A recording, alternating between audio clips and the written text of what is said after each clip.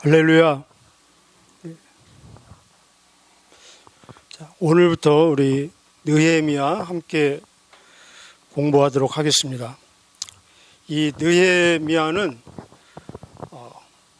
느헤미야를 부르셔서 무너진 성벽을 짓게 하시고 에스라와 느헤미야를 통해서 말씀 부흥을 경험케 하는 언약을 지키시는 좋으신 우리의 기도에 응답하시는 하나님을 보여주고 있습니다.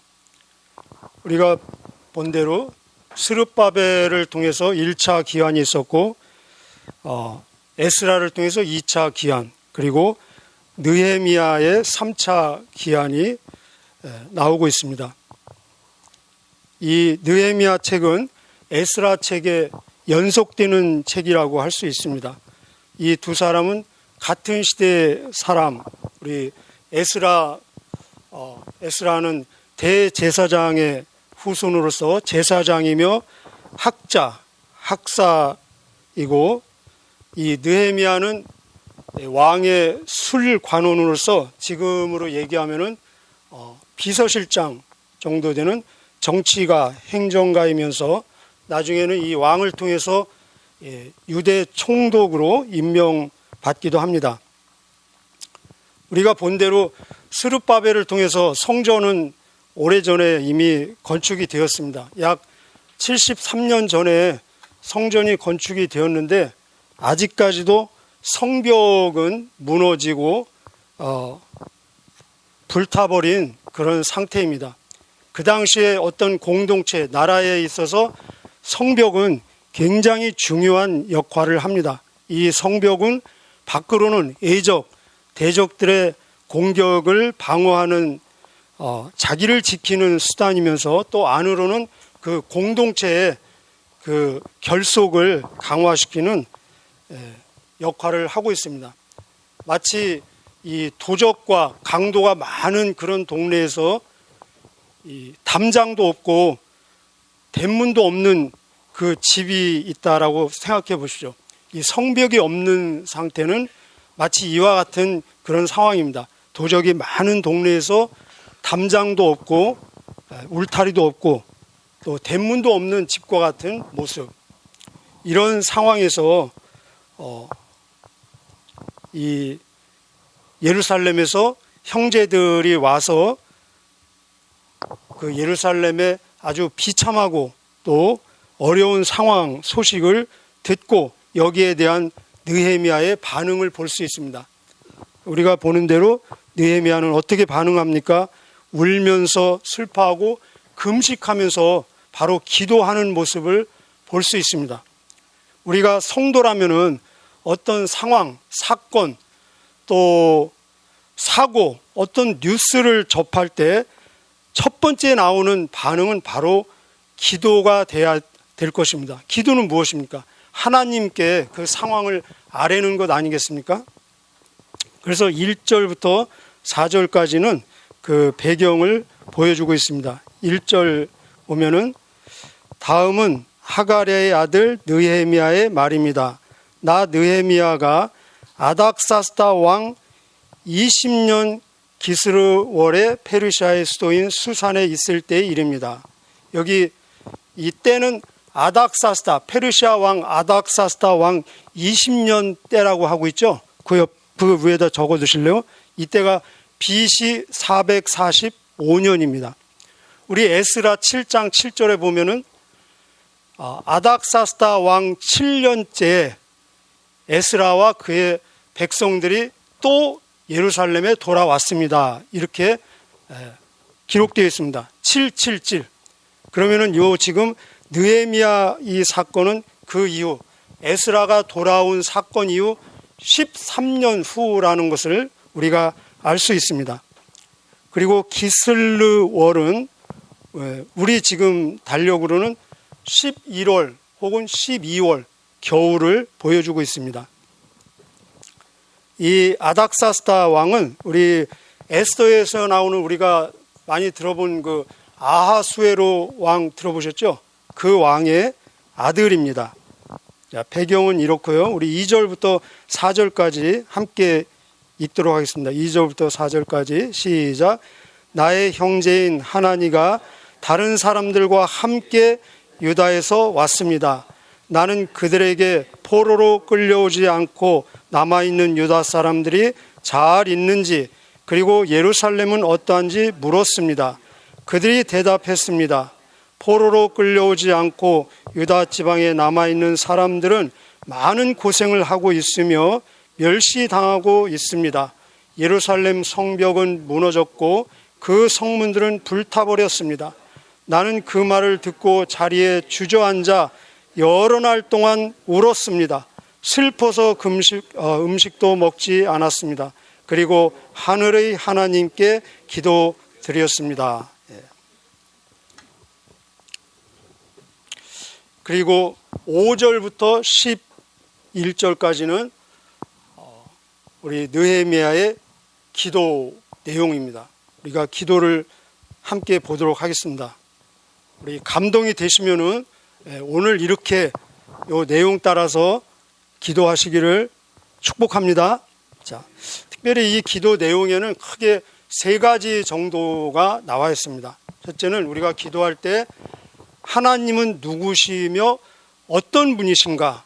우리가 믿음의 고백을 통해서 기도는 바로 예배와 경배와 찬양으로 시작되는 것을 볼 수 있습니다.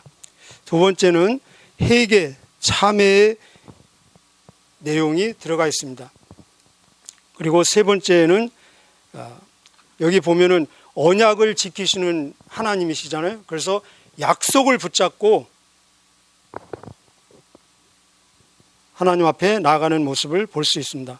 그리고 네 번째 11절에 보면은 제가 하겠습니다. 자기를 주님의 종으로 고백하면서 제가 하겠습니다. 저를 사용해 주십시오. 제 기도를 반드시 들어주십시오. 제 기도를 들어주십시오. 이렇게 세 번 말씀하는 것을 볼 수 있습니다. 자, 우리 5절 함께 있습니다. 하나님은 누구시며 어떤 분이신가에 대한 믿음의 고백입니다. 5절 시작. 나는 이렇게 기도했습니다. 하늘의 하나님이신 여호와여, 여호와는 위대하고 두려운 하나님이시며 주를 사랑하고 주의 계명을 지키는 사람들에게 사랑의 언약을 지키시는 하나님이십니다. 하늘의 하나님 그리고 사랑의 언약에 밑줄을 그으면 좋겠습니다. 하나님은 어떤 분이십니까? 우리는 이 기도에 들어가는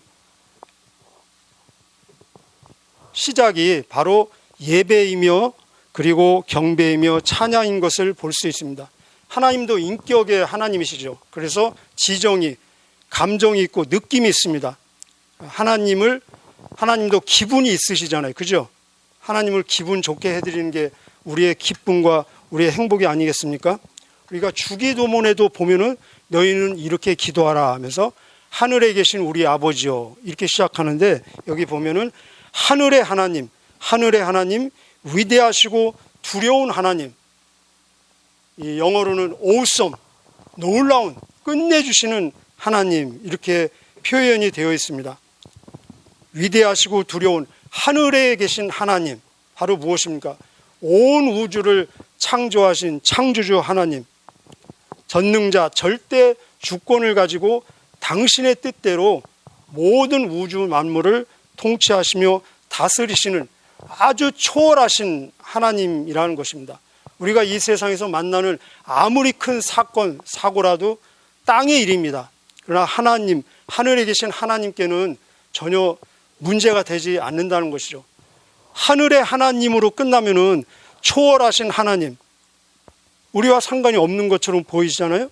이렇게 위대하고 전능하고 우주 만물을 창조하신 초월자인 하나님이시면서 동시에 우리에게 위로가 되고 우리에게 힘이 되는 것은 그 밑에 어떻게 고백하고 있습니까? 주를 사랑하고 주의 계명을 지키는 사람에게는 사랑의 언약을 지키신다. 이렇게 위대하시고 초월자이신 전능자이신 창조주 하나님께서 우리의 일, 우리에게 일어나는 모든 사건들, 우리의 모든 세밀한 일에도 깊은 관심을 가지시고 개입하시고 관여하시고 당신의 뜻대로 인도하시는 좋으신 하나님이라는 것입니다. 그렇기 때문에 우리가 기도할 이유가 있죠. 오늘도 우리의 기도를 들으시는 하나님, 이 위대한 하나님이 우리의 기도에 아주 세밀하게 정밀하게 귀 기울이신다는 거, 이 놀라운 사건 아닙니까?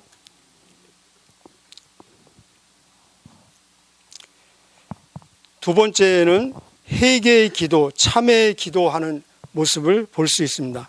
우리 6절, 7절, 6, 7절 함께 읽도록 하겠습니다. 시작. 주의 종이 이스라엘을 위해 밤낮으로 드리는 기도를 꼭 들어주십시오. 밤낮으로 기도하고 있다고 고백하고 있습니다. 저희 이스라엘 백성이 주께 지은 죄를 제가 고백합니다. 제 아비의 집과 저 역시 주께 죄를 지었습니다. 저희가 주께 큰 잘못을 저질렀습니다. 주께서 주의 종 모세에게 주신 계명과 규례를 율법을 저희가 지키지 않았습니다. 하나님은 거룩하시고 성결하시고 정결하시고 완전하시고 깨끗하신 그 하나님, 하나님의 임재, 하나님의 존재 앞에 우리가 지성소라고 하죠.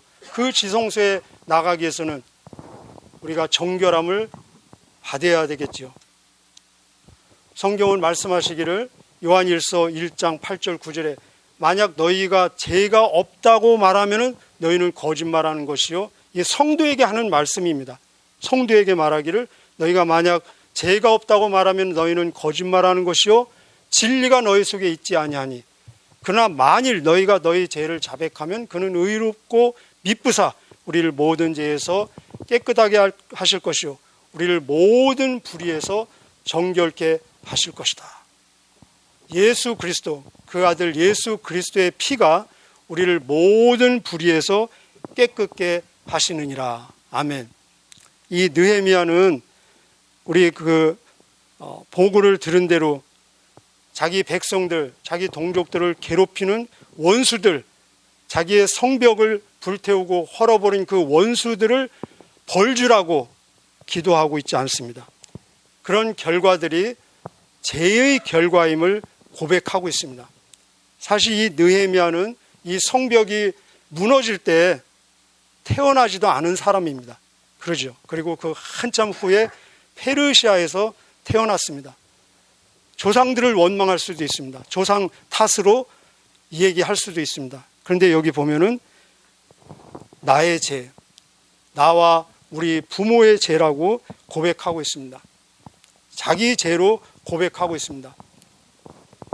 은혜는 하나님께, 덕분은 상대방에게, 그리고 잘못은 자기에게 돌리는 모든 것이 주님의 은혜요 당신 덕분입니다. 그리고 잘못된 것은 다 제 탓입니다 라고 하나님께 고백하는 모습을 볼 수 있습니다. 예수님이 어떤 분이십니까? 세상죄를 지고 가는 하나님의 어린 양으로 십자가에 달려 돌아가셨습니다. 요한 1서 1장 7절에 보면은 그 아들 예수의 피가 우리를 모든 죄에서 깨끗게 하시느니라. 이 말씀은 예수님이 우리의 죄를 용서하실 뿐만 아니라 마치 당신이 이 세상 모든 죄를 당신이 범한 것처럼 간주하고 그 죄를 다 짊어지시고 십자가에 매달렸다는 것입니다. 바로 이 자세, 이 회개와 참회의 자세가 진정 거룩하시고 완전하시고 깨끗하신 하나님의 지성소에 들어가는 관문이라는 것입니다. 이 느헤미야는 철저히 지금 울면서 통회하면서 자복하면서 회개의 고백, 회개의 기도를 드리고 있습니다. 그러나 여기에서 끝나는 것이 아니라 그는 간구합니다. 제 기도를 꼭 들어주십시오. 근데 그 근거는 바로 내가 잘해서가 아니라, 내가 회개해서가 아니라, 내가 어떤 의로운 일을 해서가 아니라 그 근거는 바로 하나님의 약속이라는 것입니다. 하나님의 언약이라는 것입니다. 우리 8절부터 10절까지 한번 읽어보도록 하겠습니다. 8절부터 10절까지 시작. 주의 종 모세에게 말씀하신 것을 기억해 주십시오. 주님께서 이렇게 말씀하셨습니다. 만약 너희가 죄를 짓는다면 내가 너희를 나라들 가운데 흩어놓겠다. 그러나 나에게 돌아와 내 명령을 따르고 지키면 흩어진 백성이 땅 끝에 있더라도 내가 그들을 모을 것이다. 그리고 그들을 나의 이름을 두고 택한 곳으로 데려올 것이다. 주께서는 그들을 크신 능력과 힘으로 구원하셨습니다. 아멘. 여기 나의 이름을 두고 택한 곳으로 데려올 것이다. 하나님이 이렇게 말씀하셨다는 것입니다. 이게 밑줄을 그으실까요? 그렇습니다. 바른 기도, 하나님의 뜻대로 하는 기도. 우리가 부족하죠. 여전히 부족하죠. 여전히 부족함에도 불구하고 담대하게, 당당하게 하나님께 간구하고 요구할 수 있는 것은 우리 아버지이시잖아요. 바로 그분이 우리에게 하신 약속이라는 것입니다. 약속. 가장 강력한 호소는 주께서 우리에게 소망을 두고 하신 그 약속의 말씀을 인용할 때 그 기도가, 그래서 우리가 이것을 다른 표현으로 선포 기도라고도 하는데, 우리에게 소망을 두고 일하게 하시는 하나님의 약속의 말씀을 선포하는 기도를 할 때 가장 하나님 앞에 강력한 호소가 된다는 것입니다. 우리 예수님도 요한복음 15장에서 말씀하시기를 너희가 내 안에 거하고 내 말이 너희 안에 구하면은 무엇이든지 원하는 대로 구하라. 그리하면은 이루리라. 할렐루야. 이것은 무조건이잖아요. 근데 사실은 조건적이죠. 조건부적인 무조건. 너희가 내 안에 거하고 내 말이 너희 안에 거하면, 이 조건입니다. 이 조건을 이루면은 무조건적으로 너희가 원하는 무엇이든지 다 구하라. 그리하면 내가 이루리라 말씀하고 계십니다. 여기 8절은 신명기 28장의 말씀을 인용한 말씀입니다. 그리고 9절 그러나 나에게 돌아와 내 명령을 따르고 지키면 흩어진 백성이 땅 끝에 있더라도 내가 그들을 모을 것이다. 이 말씀은 신명기 30장에서 인용한 기도입니다. 그리고 9절 그들을 나의 이름을 두고 택한 곳으로 데려올 것이다. 하나님이 이렇게 말씀하셨잖아요. 바로 이 기도, 저의 기도를 응답해 주시는 것은 하나님의 영광스러운 명예를 위해서도 반드시 필요하다는 것입니다. 저는 지금 제 개인의 유익을 위해서 기도하는 것이 아니라 하나님의 영광스러운 그 이름의 명예를 위해서, 이 기도 들어주지 않으면 하나님의 이름의 명예에 손상이 갑니다. 그 모세도 그런 비슷한 기도하지 않았습니까? 하나님께서 그들이 죄를 지었을 때 하나님께서 진노하시면서 이 모든 백성을 다 쓸어버리고 너와 다시 시작하겠다 했을 때 모세도 하나님이 이 연약하고 부족한 백성들을 애굽에서 구원해내신 이 모든 소문을 열방들이 다 알고 있습니다. 그런데 구원해내셨다가 그들을 광야에서 멸망시키면은 저 세상 사람들이 하나님의 그 영광스러운 이름을 무엇이라고 소문을 또 내겠습니까? 하나님의 이름에 명예를 걸고 지금 기도하는 것입니다. 우리 이렇게 기도할 수 있겠습니까?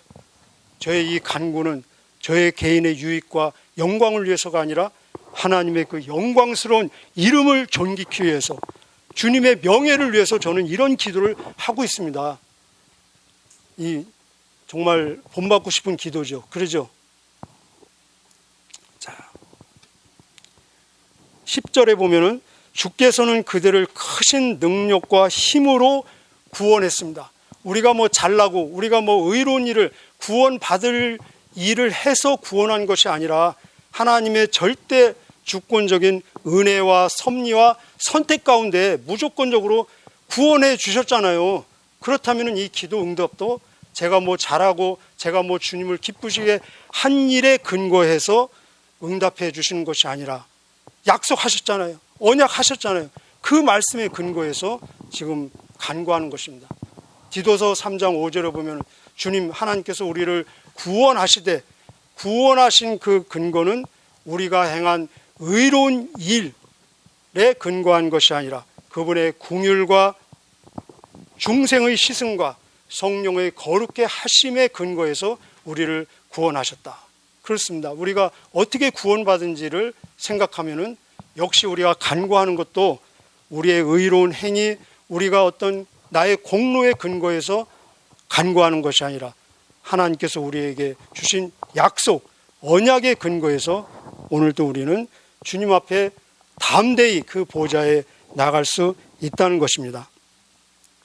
자, 11절 보면은 사실은 정말 우리의 기도를 기도되게 하고 우리의 기도를 힘을 실어주는 것은 이 11절.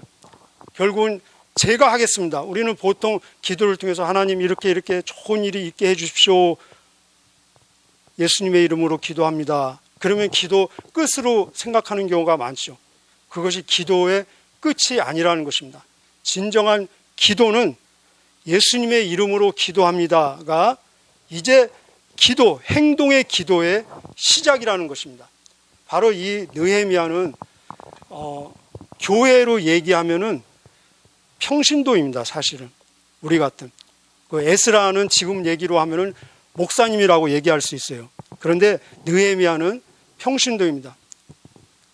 근데 이런 기도를 하면서 이 느헤미야 전체는 기도로 시작하고 기도로 진행하고 기도로 마무리되는 책임을 볼 수 있습니다. 여러분 나중에 한번 보십시오. 이 느헤미야 마지막 장 마지막 절 13장 31절이 어떻게 마무리되는지 기도로. 그래서 나의 하나님 저를 기억하시고 저에게 복을 주십시오. 우리 쉬운 성경으로는 저에게 은혜를 베풀어 주시고 나를 기억하시고 나를 복 주십시오. 이렇게 기도로 이 책이 마무리되는 것을 볼 수 있습니다. 자, 11절 함께 읽겠습니다. 11절 시작. 주여 주의 종인 제 기도를 꼭 들어주십시오. 그리고 주의 이름을 섬기려는 주의 종들이 드리는 기도를 들어주십시오. 이제 주의 종인 제가 하는 일이 잘 되게 해 주십시오.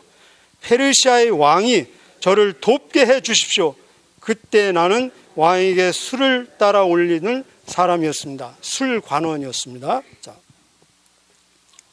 여기 세 번 6절에도 나옵니다. 6절에도 우리가 아까 읽었었는데 6절에도 밤낮으로 드리는 기도를 꼭 들어주십시오. 우리 함께 한번 해보실까요? 제 기도를 꼭 들어주십시오. 11절에도 주의 종인 제 기도를 꼭 들어주십시오. 꼭 들어주십시오. 꼭이 꼭 두르죠. 그죠? 꼭. 말은 그리고 자기를 지금 뭐라고 소개하고 있습니까?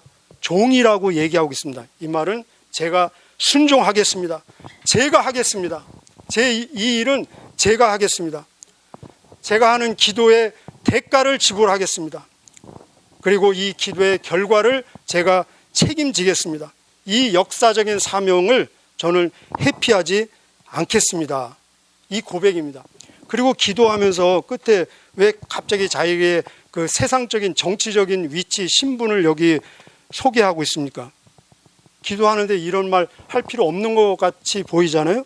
그때 나는 왕에게 술을 따라 올리는 사람이었습니다. 내 세상적인 위치는 이 세계적인 왕 아닥사스다의 비서실장처럼 가장 신뢰받는 사람입니다. 그래서 어떤 역사가는 그 당시에 왕의 가장 큰 신뢰를 받는 두 사람이 있다면 한 사람은 부인이고 하나는 술관원이다. 그렇게 이 역사가들이 기록할 정도로 그 당시에는 이 왕에 대한 음모, 살해가 많이 있었잖아요. 그죠? 그래서 왕이 먹는 음식을 먼저 먹어보는 것은 왕의 절대 신뢰를 받는 위치라는 것입니다.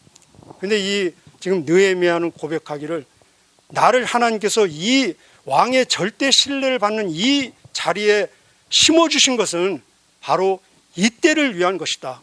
이 세상적인 직분을 하나님의 그 사명을 이루는데 나는 기꺼이 사용하겠다, 기꺼이 드리겠다라는 지금 고백입니다. 그래서 기도하면서 마지막에 그때 나는 왕에게 술을 따라 올리는 사람이었습니다. 그렇습니다. 이 느헤미야는 얼마나 잘 알고 있지 않겠습니까? 이 일이, 자기가 지금 기도하는 일이 성취되기 위해서는 먼저 왕의 허락이 있어야 됩니다. 사실은 성벽, 우리가 전에 공부한 대로 성전도 왕이 못짐이라는 그런 공문을 발표했을 때 오랫동안 못 졌잖아요. 그래서 계속 왕에게 이렇게 편지를 보내는 거 여러분 기억나시죠? 그죠? 그래서 나중에 다리오 왕이 다 조사해가지고 정말 고레스, 첫 왕 고레스 왕이 짓도록 허락했구나, 그 문서를 발견을 하고 나서 그래 지어도 좋다 이렇게 해서 성전을 지었잖아요. 그죠? 성벽도 지금 마찬가지입니다. 그래서 이 원수들이 계속 고소해가지고 왕이 성벽 못짐 지금 그렇게 묶여있는 상태예요. 그러면 이 일을 이루기 위해서는 왕이 허락을 해야 되고, 허락하는 거에서 끝나는 것이 아니라 적극적인 지지 그리고 도움이 필요한 것이고, 많은 물자와 많은 것들이 필요하잖아요. 그리고 그 원수들을 방어하는 그런 대체가 있어야 되고, 엄청난 시련과 엄청난 방해 공작이 있을 것을 너무나 잘 알고 있죠. 그것을 대처하고 싸워야 되고, 또 유다 백성들은 성벽을 짓고 싶은 그런 열정, 헌신, 봉사, 참여가 있어야 되잖아요.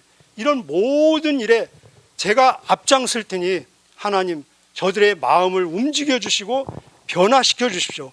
사람을 움직이고 변화시키는 것은 결국 누가 하는 일입니까? 하나님이 하는 거죠. 그래서 신약에도 보면은 성령이 아니고는 예수를 누구도 주로 고백할 수 없다. 그럼에도 불구하고 우리는 열심히 복음을 전하잖아요. 바로 사람을 변화시키고 사람을 움직이는 것은 하나님이시지만, 사람을 변화시키고 이 움직이는 일에 우리는 도구로 쓰임받을 수 있다는 것입니다. 이 도구로 쓰임받기 위해서는 간절한 기도가 있어야 되고, 그리고 사람과의 관계에 있어서 완벽한 신뢰가 구축이 돼야 되고, 간절함, 진실함, 그리고 끝까지 하나님만을 의지하는 것, 이 모든 것이 기도라는 것입니다. 예수님 말씀하셨죠. 마태복음 7장에서 구하라, 찾으라, 두들겨라. 구하라 그러면 너희가 얻을 것이요, 찾으라 그러면 너희가 찾을 것이요, 두들기라 그러면 문이 열릴 것이다. 어디까지가 기도이겠습니까? 바로 두들기는 데까지가 기도라는 것입니다. 아까 말씀드린 대로 이 느헤미야의 기도는 여기서 끝나지 않고 이 기도는 계속되면서 이 기도로 진행되고, 아까 말씀드린 대로 이 느헤미야 책 마지막 장 마지막 절은 기도로 마무리되는 것을 볼 수 있습니다. 우리 한번 좀 감동적이니까 한번 볼까요? 그래도 자 13장 31절.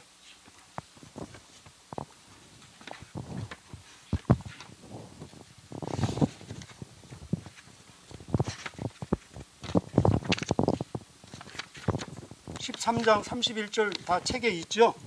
그러죠?